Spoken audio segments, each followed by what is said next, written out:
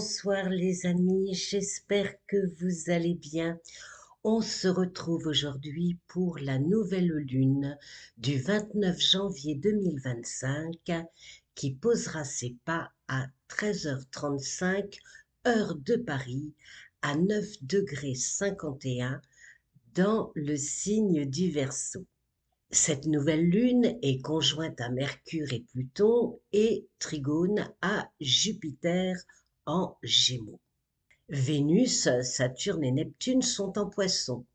Mars est en Cancer. L'air et l'eau sont donc dominants. Uranus est en Taureau, signe de terre, et aucune planète ne séjourne en signe de feu. La lunaison, donc les deux luminaires, le Soleil et la Lune, plus Mercure et Pluton, sont en signe fixe, ainsi qu'Uranus en Taureau. Vénus, Saturne, Neptune et Jupiter sont en signe mutable. Seul Mars transite dans un signe cardinal. Ce ciel est à dominante air fixe. L'air symbolise l'action, les idées, le mouvement, le vent du changement. Le mode fixe dominant représente l'aptitude à consolider, à fixer, à faire durer. Il évoque aussi la rigidité. Le Verseau est indéniablement en position dominante, influençant la communication et la façon dont nous allons nous adapter au changement. Cap sur le futur, la lunaison est dynamique, communicative, axée sur l'innovation. Elle incite à remettre en question les schémas sociétaux. Sous sa conjonction à Pluton, c'est une lunaison de prise de conscience brutale, de nouvelles réalisations, d'ajustement. C'est assurément des événements impactant d'une façon ou d'une autre nos émotions, notre vie au quotidien. À titre personnel, elle nous invite fortement à prendre du recul, de la hauteur, afin de maîtriser ses réactions et ses prises de décision sans céder à l'impulsivité émotionnelle. Elle offrira des opportunités, une libération, la fin d'une situation stagnante. De façon générale, sur l'échiquier mondial, elle renverra aux difficultés relationnelles, au manque de stabilité sociale et demandera de changer de point d'appui pour se prémunir d'un climat paralysant et anxiogène.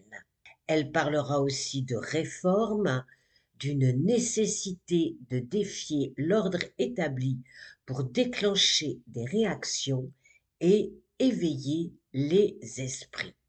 Alors, comme je l'évoquais lors de ma dernière vidéo sur le passage du Soleil en Verseau, en examinant la carte du ciel de cette nouvelle lune et au vu des nombreux trigones et sextiles, tout semblera baigner dans une vague prometteuse.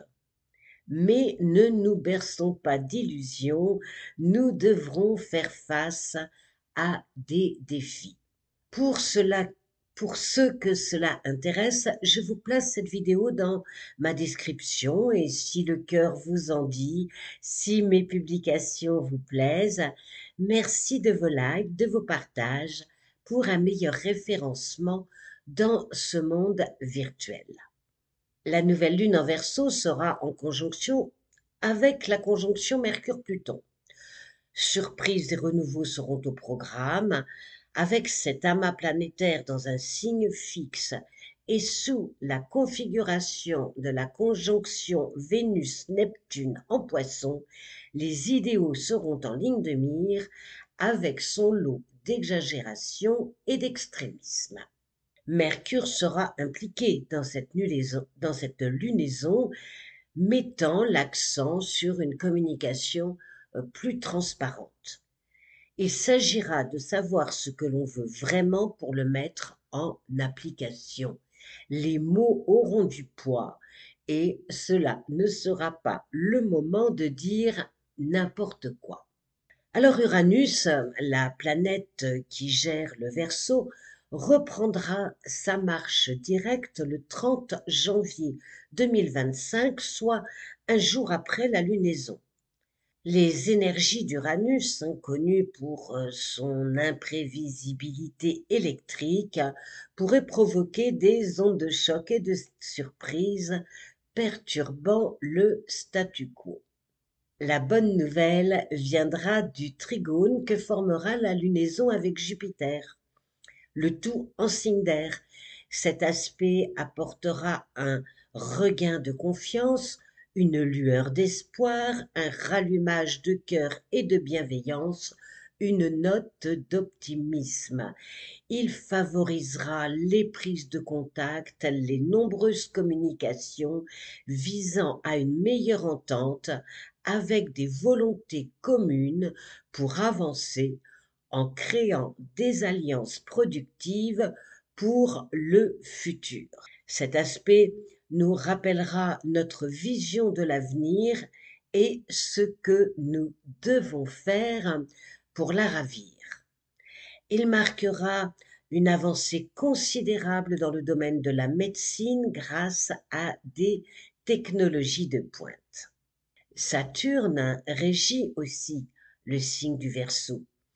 Toujours les pieds dans l'eau en Poisson, il affirmera son autorité au nom d'un idéal et de façon dogmatique sous son semi-carré à Pluton. Si certains événements sembleront se dérouler de façon optimale, il conviendra de se méfier des excès d'autorité, de répression. On entendra encore parler d'abus de pouvoir, de contrôle à distance, de reconnaissance faciale, de techniques de pointe sur la communication pour l'encourager comme pour la brimer.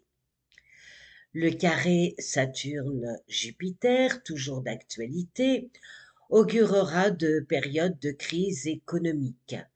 Aspect de tension, il tendra à freiner, à ralentir le projet, les actions, il ne facilitera pas la tâche, il faudra faire des efforts. On n'a rien sans rien avec cette configuration. Alors, comme je vous l'ai dit, le ciel est à dominante air fixe. L'élément eau et le mode mutable sont également importants. Ça indique un climat fluctuant, comme si on marchait sur des sables mouvants. Uranus est la seule planète en signe de terre. Et cette planète, elle est réputée pour son imprévisibilité et non pour sa stabilité. Mars, lui, est en Cancer et il s'accroche à ses valeurs tout en ayant un œil concentré sur le futur. Il semblera, tel le crabe, son animal totem, marcher de façon latérale, mais nous ne nous y trompons pas, il avancera avec constance.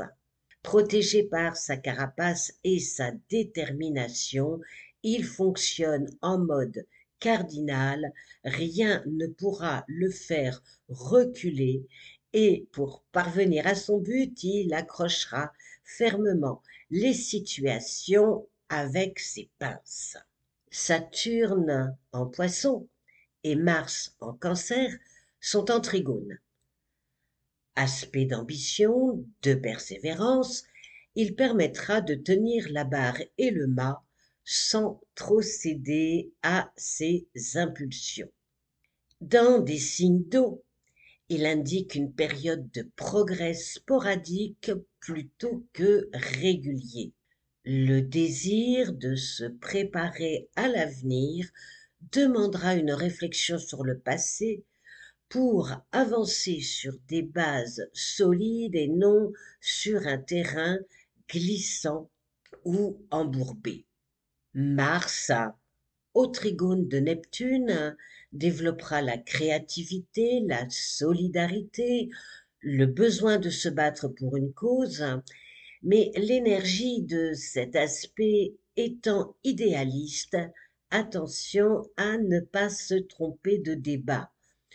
Nous pouvons nous attendre à des débordements côté climatiques et aussi sociétal. Notre énergie sera sous pression, parsemée de doutes et d'émotions, au lieu d'agir de façon concrète et conséquente. Mars et Vénus seront en trigone, augurant de doux et romantiques moments pour les amoureux. Vénus en Poisson, en prenant ses distances avec Saturne, réchauffera les cœurs, mais manquera de fermeté pour prendre ses responsabilités. Neptune en Poisson peut agir comme un soporifique. On rêve beaucoup, on tire des plans sur la comète, mais sans passer vraiment à l'action. Alors, la conjonction Vénus-Neptune en Poisson est à double tranchant et revêt différentes facettes. Aspect créateur, artistique, il favorise les sentiments, le romantisme, la méditation, la compassion, la spiritualité. Il souligne l'absence d'ancrage et avec lui, on tend à voir tout avec des lunettes roses et si on manque de pragmatisme, de douloureuses désillusions s'ensuivront. Certains auront le désir de vivre de leur art, de leur création, et pourquoi pas, à condition de s'assurer d'en avoir les moyens financiers. Brouillant les frontières entre fantasme et réalité, il y aura une tendance à idéaliser ces relations et les situations.